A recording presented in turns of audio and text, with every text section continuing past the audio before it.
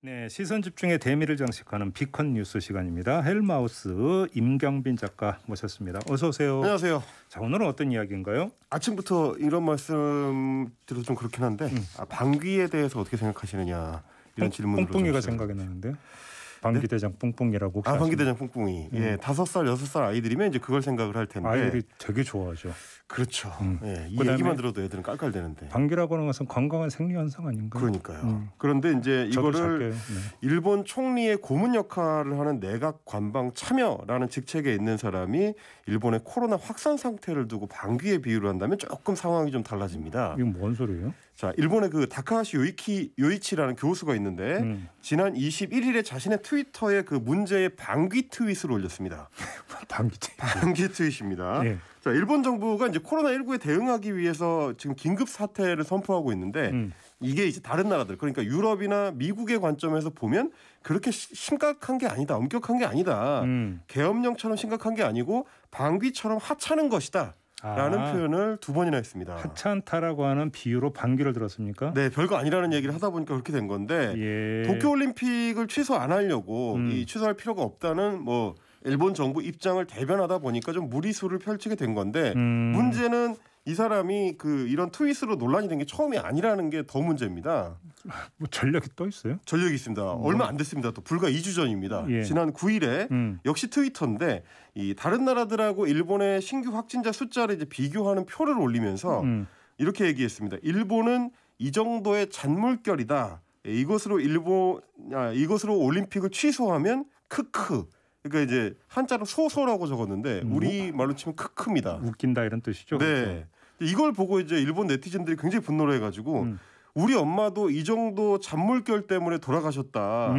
한 사람 한 사람 생명을 잃고 있는데 웃음이라니 사람의 생명을 뭐라고 생각하는가.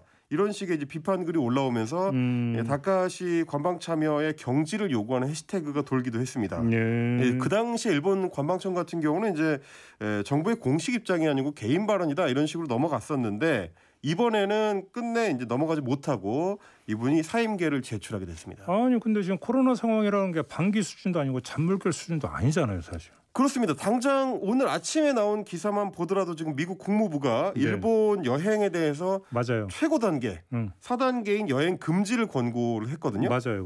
그러니까 이제 그 저분이 제시했던 표들이 문제가 있는 건데 제가 좀 보니까 일본이랑 비교한 국가들이 인도, 프랑스, 독일, 뭐 미국 이런 좀 상황이 상대적으로 좀 심각한 나라들만 꼽아놨더라고요. 그런데 일본이랑 비교할 때 옆 나라 한국을 갖다 놓으면 전혀 다른 상황으로 보여지게 됩니다.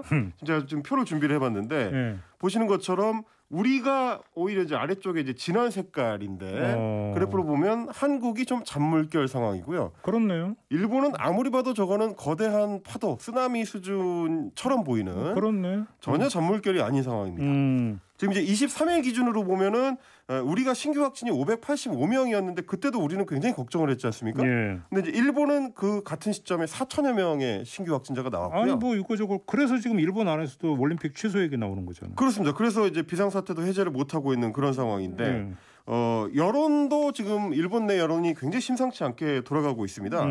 예, 똑같이 그 관방 참여처럼 트위터를 사용했지만 전혀 다른 방식으로 사용한 사람이 있는데 소프트뱅크의 손정희 회장입니다. 예, 엊그제 이제 트윗을 올렸는데 지금 일본 국민의 80% 이상이 연기나 취소를 희망하는 올림픽이다.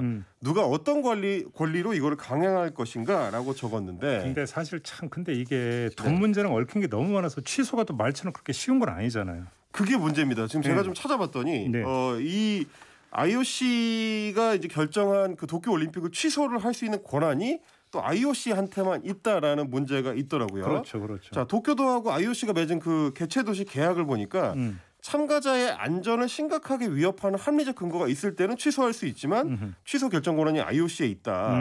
게다가 이게 이제 막대한 이권이 걸려 있다 보니까 IOC 같은 경우는 이제 중계권료로만 26억 4,625만 달러, 우리 돈으로 한 3조 원 정도. 중계권료로만? 네, 그렇습니다. 그 정도가 걸려 있고 그걸 못 버는 게 문제가 아니라 만약에 취소를 하면 자칫하면 이제 위약금이 생길 수도 있으니까.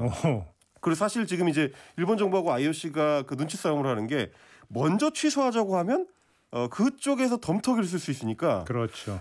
어떻게 보면 이제 서로 상대방 쪽에서 이야기를 꺼내주기를 기다리고 있을지도 모르겠습니다. 이제 전문 용어로 이제 폭탄 돌리기라고 그러죠. 그렇죠. 네, 의자 뺏기 놀이 뭐 이렇게 그렇죠. 볼 수도 있을 것 같고. 네. 그래서 이제 바흐 IOC 위원장 같은 경우도 엊그제 국제하키연맹 그 총회 인사말을 하는 자리에서 이렇게 얘기를 했습니다.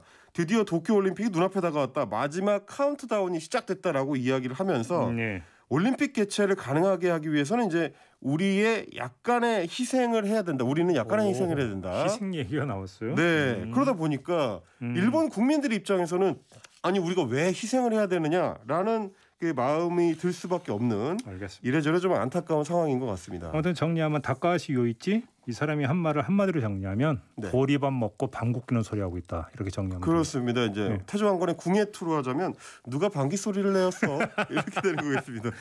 보리방구라고 혹시 아십니까? 네, 아이고 지독하죠. 거의 독가스 수준. 네. 네. 마무리하겠습니다. 감사합니다. 아침에 혹시 아침밥 드신 분들 죄송합니다. 네. 헬마우스 임경빈 작가였습니다.